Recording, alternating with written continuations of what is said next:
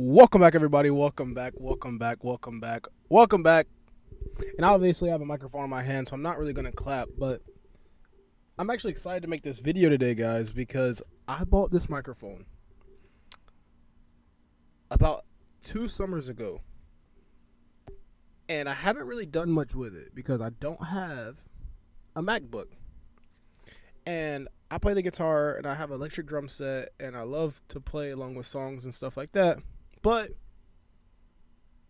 it's hard to record on Windows because there's not that many good softwares for music making that aren't expensive for Windows. So I haven't really used my microphone much.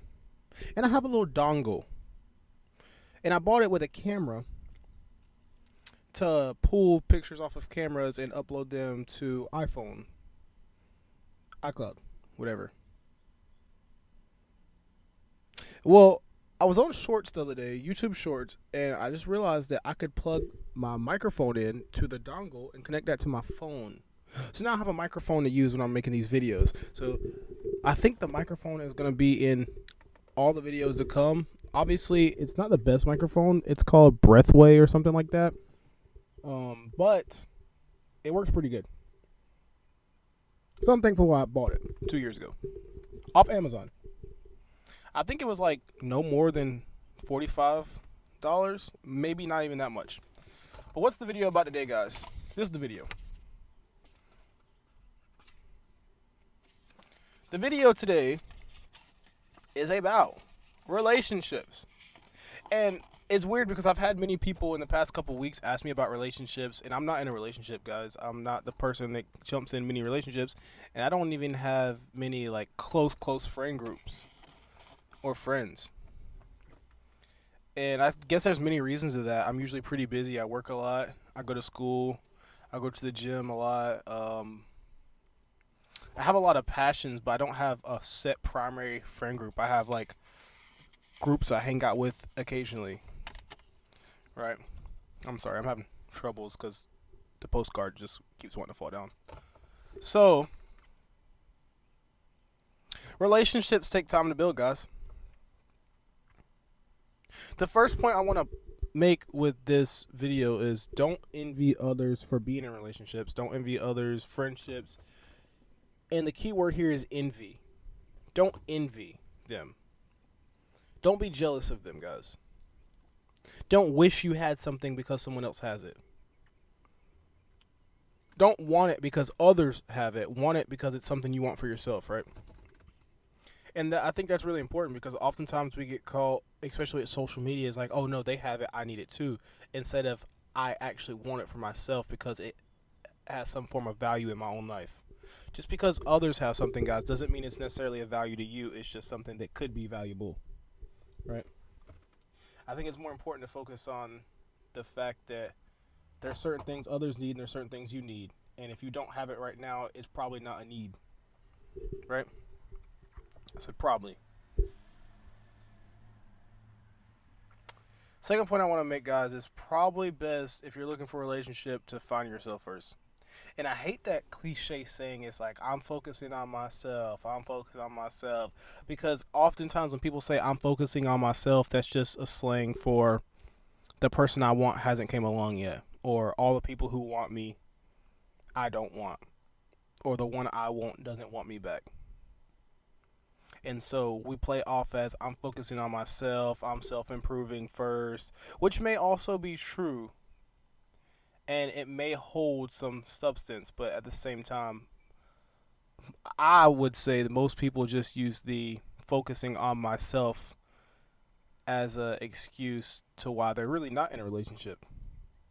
Which is okay, everyone has an excuse. But actually take time to focus on yourself, guys.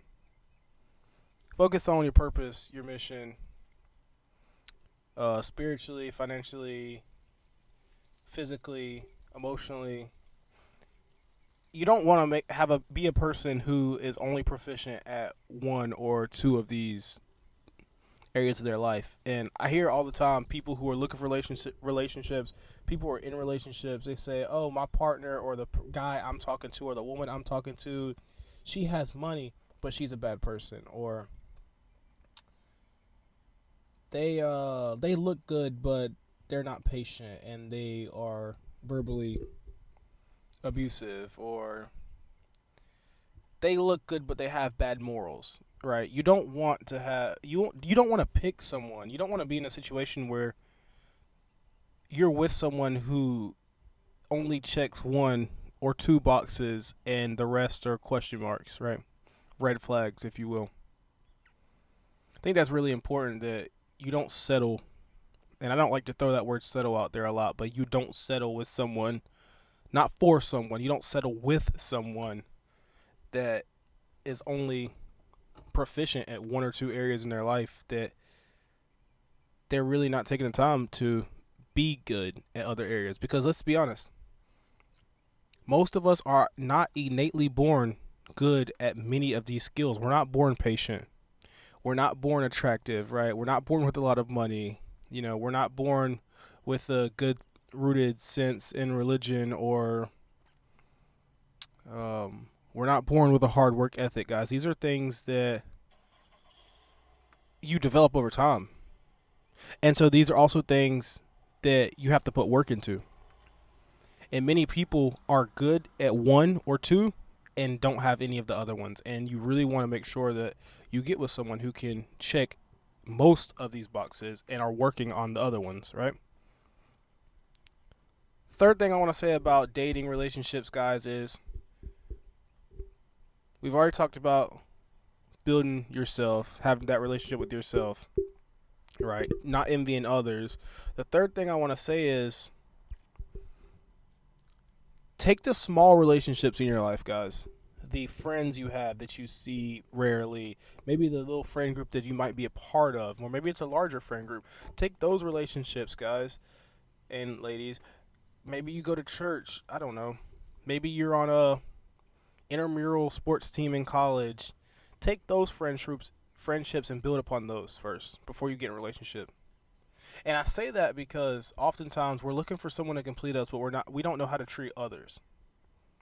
We're looking for something, but you have so many small friendships and relationship groups with that you can build relationships in, not necessarily romantic or sexually, just actual friends, and that these hold a substantial amount of value as well. It's not always about I need a sexual partner, right?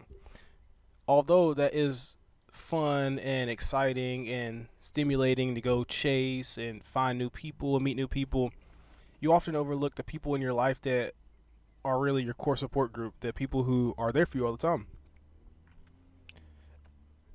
And it's my personal experience that if you take the small friendships, even people you might know that you don't talk with often, if you take those friendships and put value into those, you'll in return be a better person for a long-term relationship, right? You'll get that romantic partner and you'll have a strong support system around you, right? You'll have many different areas in life that you're good at. You'll have many different people that you know that can help you along the way. You have many people that look up to you or that you can look up to. And that in return just makes for a better relationship. The more small friends that you have that can guide you, help you, you can learn from. So I think these small friend groups are often overlooked, but they're almost just as important as the romantic sexual partners that you may encounter, right?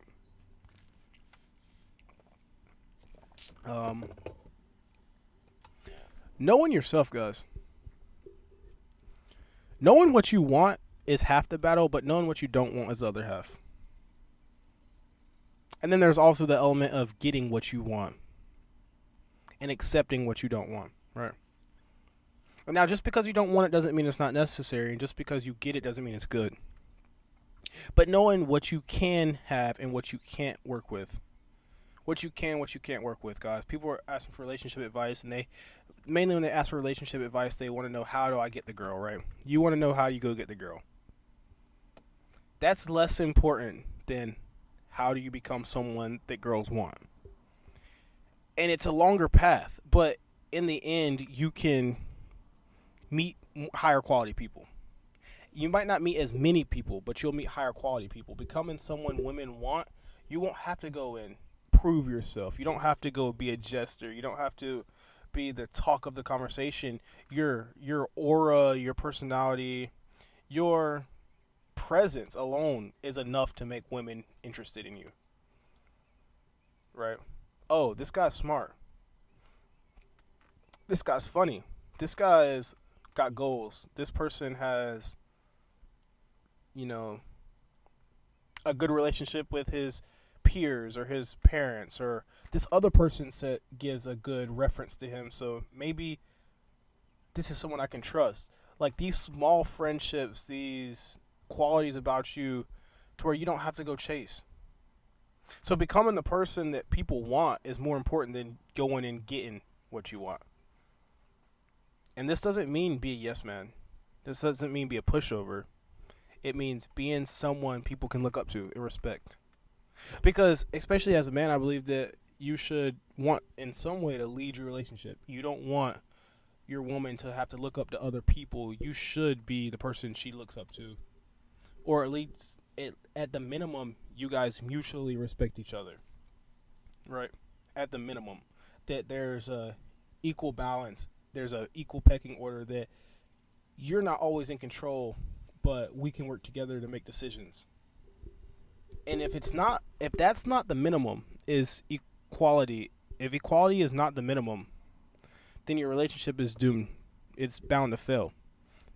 There has to be a level playing ground here, right? But I think it's more important that you can be someone others look up to. And that'll help you lead that relationship you want, right? That's your relationship with God. Does she look up to your relationship with God? Does he look up to your relationship with God? If you're a woman watching this, you know, can they trust you with finances? Can they trust you with personal information? Do you encourage their dreams and their beliefs and their goals, right? Do you have a future plan? Where are you going? What do you want to do with your life?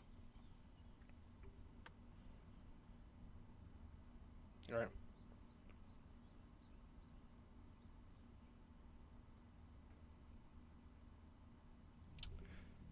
The last thing I would probably say about relationships is it's a slow burn process. And this is like a buzzword topic in like the dating community, self-improvement, stuff like that, but slow burn relationships. And that means ultimately that you meet someone and the chemistry may be there, it may not be there, but it develops over time. And I think this is more important than meeting someone and instantly having a spark. Because oftentimes I feel that your spark comes from not positive places, areas that you should probably improve on, right? You meet someone and you have an instant chemistry because of this crazy thing you did when you were in college.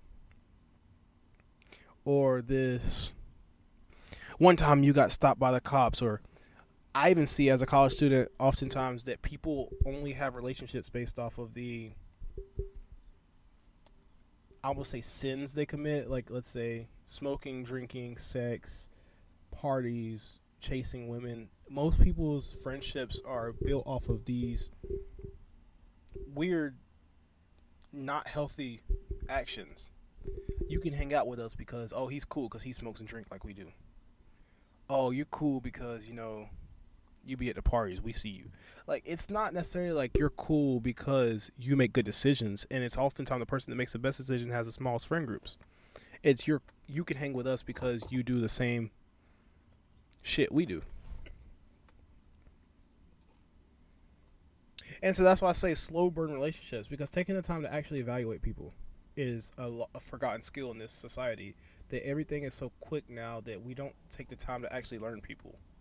It's, oh, they didn't give us the response we want, so we stop talking to them and we go to the next person. Or it's like, oh, they didn't text me back fast enough, so they must not like me. I'm going to the next person.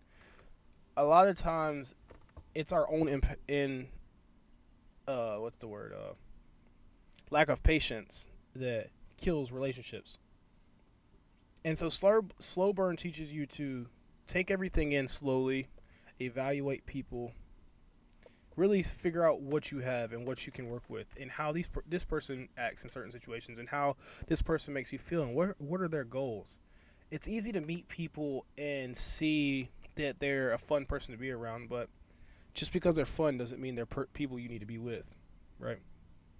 Just because they're smart doesn't mean they're people you can need to be with. Just because people have exceptional qualities about them doesn't mean that those are the qualities that you need in your life, right? So I recommend that you guys don't go for the person that gives you the best feeling when you come to class immediately, right? Don't go for the person at the job that's like, it was something as soon as we met, and it's that fire eventually dies. Like, you ultimately see people for their self. But Jordan Peterson was talking about this, is the ability to love someone is to see them for who they really are. That means you love someone for who they are behind closed doors, when no one else is around, when they're not in public. You love them for their hidden soul, as that's the word, their hidden soul. Right. The person that they don't reveal often. You can see through their facade, the persona they give off, right? I think that's really important because oftentimes we're all playing a character in social settings, group settings, like even me, I play a student role. I go to class, I act like I care about the professor, I respect them, when really I couldn't care less when I go home. I'm just doing this for a credit hour, right? Or a good grade. And it's not that I wish ill upon them, it's just that I don't care past the fact that I get a good grade. And that sounds selfish, but it's true. You go to work and you play the role of employee. It's not that you love your boss and that you hope they have a great day. It's that you need a check, and so you need to look a certain way.